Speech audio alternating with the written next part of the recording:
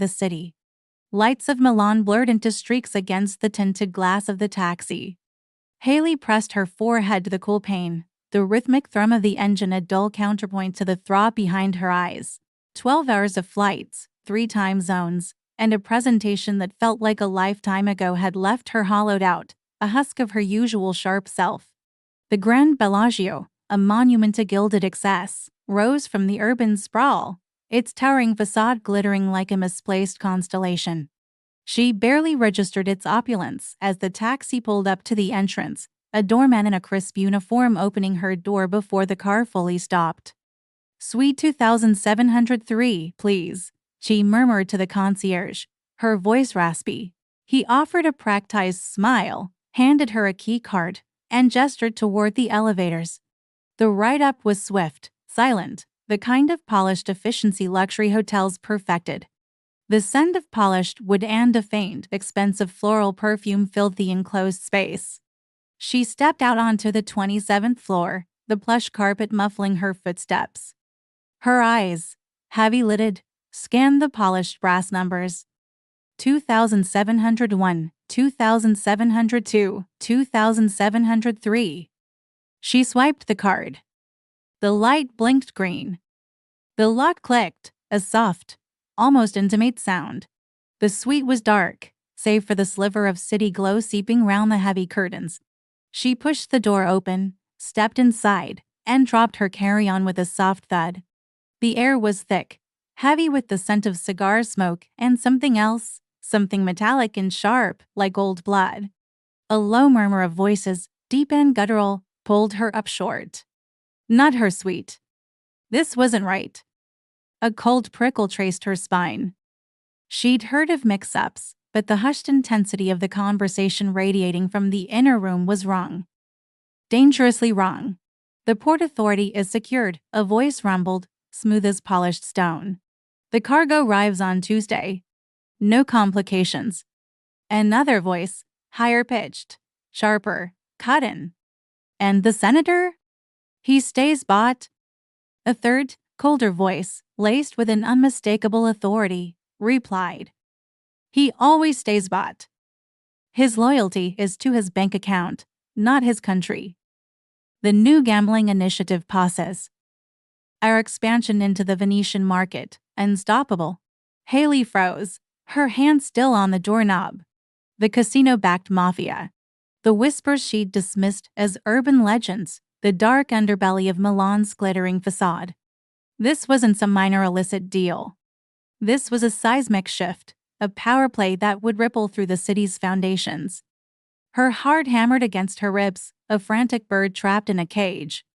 She needed to leave. Slowly, carefully, she began to pull the door shut, inch by agonizing inch, the faint click of the latch echoing like a gunshot in her ears. A sudden, sharp movement. The door was ripped open, slamming back against the wall with a force that rattled the frame. A man stood there, framed by the dim light of the hallway, a silhouette of hard angles and coiled power. Stefano, he moved with the quiet grace of a predator, his eyes, even in the shadows, piercing. He wore a dark suit, impeccably tailored, but it did nothing to soften the menace that radiated from him.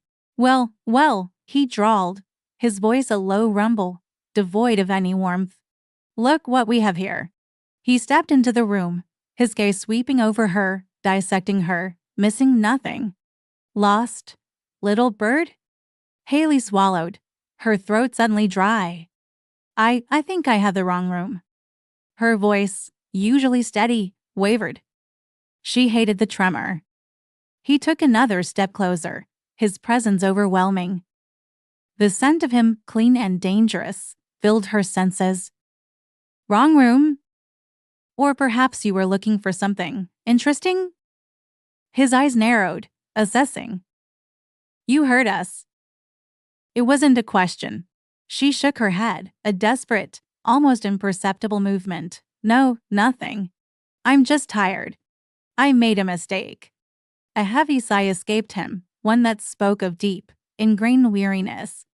Mistakes, little bird, can be costly. He turned his head slightly, speaking over his shoulder to someone unseen in the inner room. We have a guest. The other men emerged, their faces grim, their eyes hard. One, with a scar that bisected his eyebrow, stepped forward. A witness? His tone was flat, devoid of emotion. A very pretty witness, Stefano replied, his gaze still fixed on Haley. And a very inconvenient one. Take her, the scarred man commanded. Keep her quiet. Stefano raised a hand, a subtle gesture that stopped the other man in his tracks. Double quotes, no. Not yet. He looked at Haley, a flicker of something unreadable in his dark eyes. Dead people create investigations, messy. Living people can be controlled. Haley's breath hitched. Controlled. The word hung in the air, heavy with implication.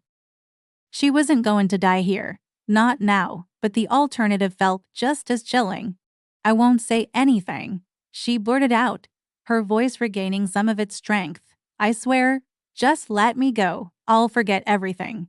He let out a soft, humorless chuckle. Forget?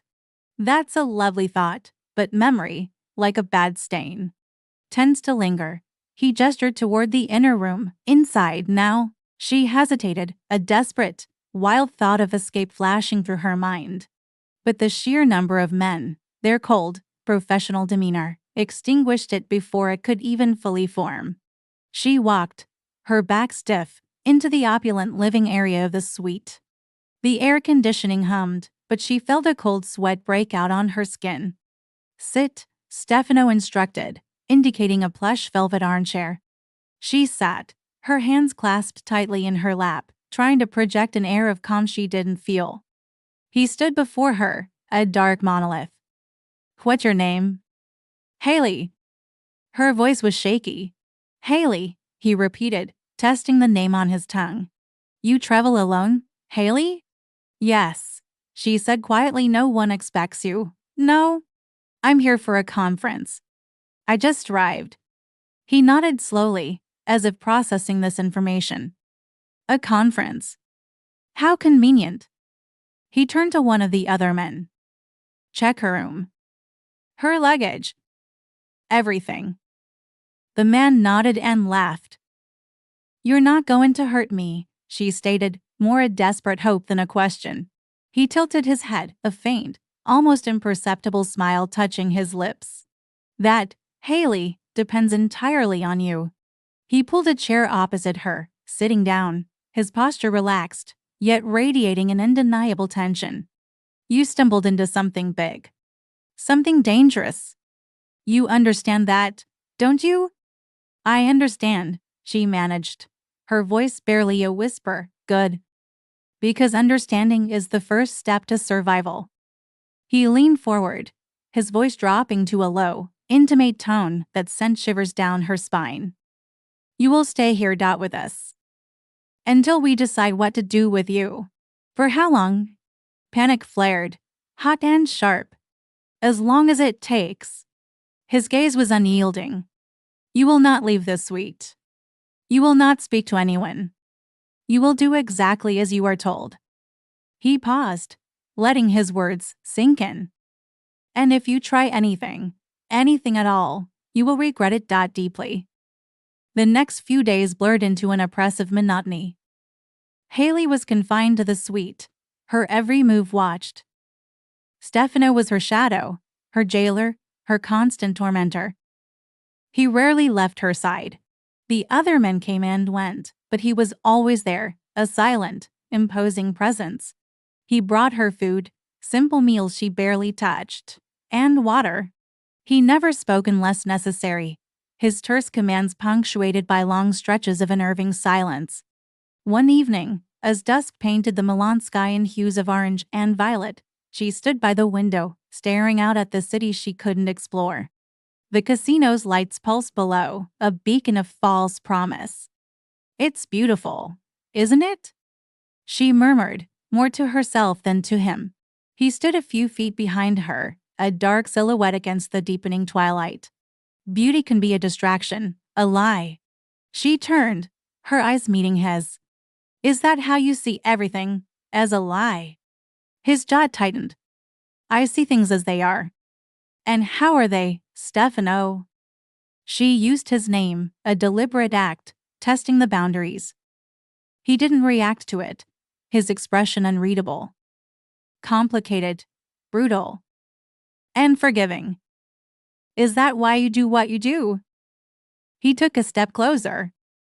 You asked too many questions, Haley. I'm bored, she retorted, her frustration finally bubbling to the surface. And terrified. What else am I supposed to do? He considered her, a strange glint in his eyes. You're not like the others. What others? The ones who scream, who beg, who cry. What good would that do? She scoffed. You wouldn't care. He didn't deny it. No, I wouldn't. He paused.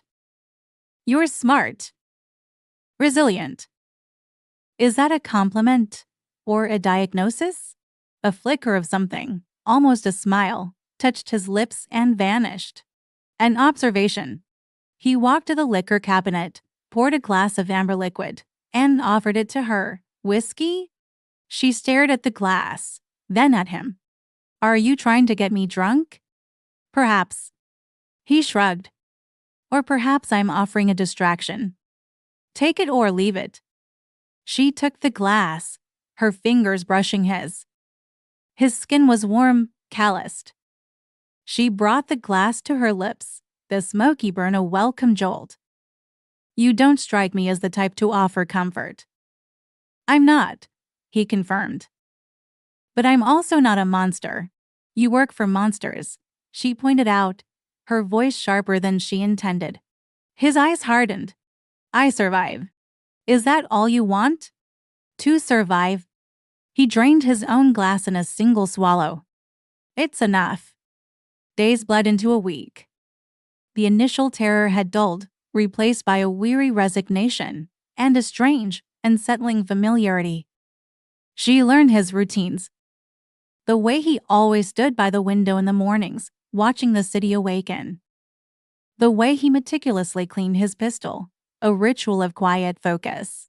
The way his eyes, when he thought she wasn't looking, held a depth of sadness she couldn't reconcile with his hardened exterior. One afternoon, she found an old chess set in a cabinet. She set it up on the coffee table. Do you play? She asked, looking at him.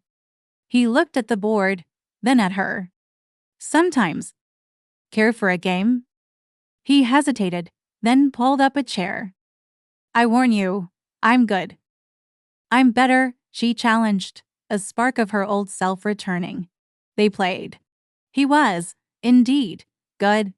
His moves were precise, calculated, anticipating hers 3 steps ahead. But she was quick, intuitive, finding unexpected angles. The game became a silent battle of wits, a brief respite from their grim reality. She lost, but not by much. Good game, he conceded, sweeping the pieces into the box. You let me win, she accused, a small smile playing on her lips. He met her gaze, a rare, genuine smile gracing his own. Don't flatter yourself, Haley. That night, a storm broke over Milan. Rain lashed against the windows, thunder rumbled, and the city lights flickered. The power wavered, plunging the suite into a temporary darkness before the generators kicked in. In the brief blackout, she felt a primal fear. Are you afraid of the dark? He asked, his voice surprisingly gentle in the sudden gloom. No, she lied, her voice tight. Just the unknown. He was closer than she thought. She felt his presence, warm and solid, beside her. The unknown is where we live, Haley. The lights flickered back on. He was standing right next to her, close enough that she could feel the heat radiating from his body. His eyes, dark and intense, held hers. The air crackled with an unspoken tension, a raw current of emotion that had been building between them, unspoken, unacknowledged. Why me? She whispered, her voice barely audible over the storm. Why haven't you eliminated me? He reached out, his hand hovering inches from her face, then slowly, deliberately. He traced the line of her jaw, his touch feather-light. yet sending a jolt through her, because, he murmured, his voice rough. There's something about you, Haley, something. I can't quite explain. Stefano is an Italian mafia with. His hair is shorter sides and back with some length on top that can be styled with pomade or gel. While Haley is an America lady on a casual office attire of white and brown color, the kiss was tentative at first, a hesitant exploration. His mouth was soft, tasting faintly of whiskey and something uniquely him. She responded instinctively, her hands rising to tangle in his dark hair, pulling him closer. His hands moved from her face to her waist, pulling her flush against him. Stefano, she breathed, his name a plea, a question. Haley, he whispered back, his voice thick with emotion, his lips brushing her ear. You drive me insane. He lifted her, effortlessly, into his arms. He carried her to the bedroom, the heavy drapes already drawn, plunging the room into a soft gloom. He laid her gently on the vast, silk-covered bed, his eyes never leaving hers. He knelt beside the bed, looking at her. Slowly, deliberately, he reached out and unbuttoned her silk blouse, his hand sending shivers down her. He eased the blouse off her shoulders, letting it fall to the floor. Beautiful, he breathed, his voice raw. His eyes lingered on her, looking at her the way one looks at their favorite food. Her fingers found the buttons of his shirt, fumbling slightly in her eagerness. He pulled back, a soft chuckle. Her gaze drifted down, lingering on him. He was magnificent. She reached out, her hands on him. You like that, Bella? He asked, his voice husky. More than I should, she admitted, her thumb tracing the sensitive tip. He leaned down, kissing her. Are you sure, Haley? He asked, his voice tight with control. Yes, she whispered, her hands pulling him closer. More than anything. Stefano, she gasped. Say my name, Bella. Say it again. Stefano. She screamed. He groaned. Haley, They both found ecstasy. What have we done? She whispered, the question heavy with both wonder and fear. He didn't answer, simply kissed her forehead, a silent promise hanging in the air. The morning after was different. A quiet understanding had settled between them, a fragile intimacy born of shared vulnerability. The stakes, however, remained unchanged. If anything, they had escalated. He watched her as she dressed, his gaze lingering. They're moving the timeline, he announced, his voice flat. The operation is now tonight. Her hand stilled on the buttons of her shirt. Tonight? What does that mean for me? He walked over, his hand resting on her shoulder. It means we have to move faster. You can't stay here. Where will I go? I'll get you out. Out of the city. Out of the country, if necessary. His voice was firm, resolute. But what about you? He turned away, walking to the window, his back to her. My place is here, for now. You can't just stay, she protested, her voice rising. They'll know. They'll know about us. He turned back, his eyes dark. They already suspect. My loyalty, it's been questioned. He paused, a grim line to his mouth. This changes everything. Then come with me, she pleaded, stepping closer, reaching for his hand. Leave this. Leave them. He squeezed her hand, his thumb tracing her knuckles. It's not that simple, Haley, my life. It's intertwined with theirs. Leaving isn't an option. Not yet. He looked at her, a fierce determination in his gaze. But I will get you out. He spent the day making preparations, speaking in hushed tones on encrypted phones, his movements precise and urgent. She watched him, a knot of fear and hope twisting in her stomach. He was planning her escape, but his own fate remained uncertain. As night fell, he led her to a service elevator, a route usually reserved for staff. The casino floor, usually a vibrant hum of activity, felt eerily quiet at this hour. He had timed it perfectly. There's a car waiting, 3 blocks east, by the Pont Vecchio. he explained, his voice low, like sedan. The driver will have a red rose on the dashboard. He'll take you to a private airfield. A plane is ready. How will I know it's safe? She asked, her voice trembling. He pulled a small, ornate silver locket from his pocket, pressing it into her hand. This was my mother's. It will get you through. He looked at her, his eyes filled with a desperate intensity. Trust me, Haley. Trust only me. She clutched the locket. Its cool metal a small comfort. What about you? He shook his head. Don't look back. He pulled her into a fierce embrace, his lips finding hers in a desperate, lingering kiss. Go. Live. For both of us. Then, with a final, agonizing push, he released her, pressing the elevator button. The doors closed, separating them. She watched his face through the closing gap, his expression etched with a mixture of sorrow and resolve. The elevator descended, a plummet into an uncertain future. She followed his instructions, her heart pounding. The black sedan, the red rose, the silent driver, everything was as he said. The private plane, a sleek jet, waited on a secluded tarmac, its engines already humming. She boarded, her mind a whirlwind of emotions, fear, relief, a profound sense of loss.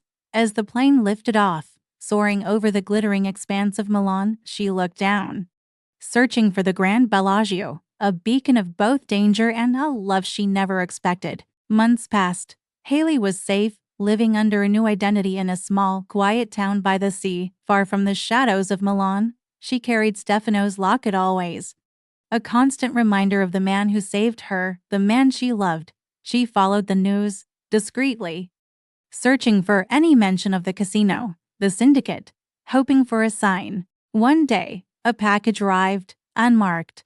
Inside, a single, folded newspaper. The headline screamed, Milan Crime Syndicate Dismantled, Key Figures Arrested. Below it, a smaller article, detailing the capture of a powerful enforcer, a man known only as the Shadow. There was no name, no picture, but she knew. She felt it in her bones. A small, handwritten note was tucked inside the newspaper. Just 2 words, I'm coming. A wave of relief, so profound it brought tears to her eyes, washed over her. He had survived. He was coming for her. The dangerous dance was not over, but this time, they would dance it together. The glittering casino, with its hidden blood and chandeliers, was behind them. Their future, uncertain but shared, lay ahead.